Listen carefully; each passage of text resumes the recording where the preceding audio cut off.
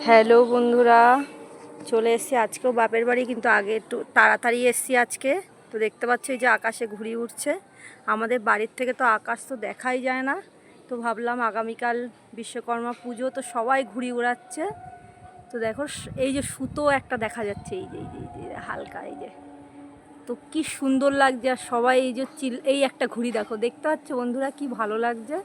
তো ভাবলাম বাপের বাড়ির ছাদে গিয়ে একটু ঘুড়ি উড়ানো দেখে আসি, তোমাদের সাথেও শেয়ার করি।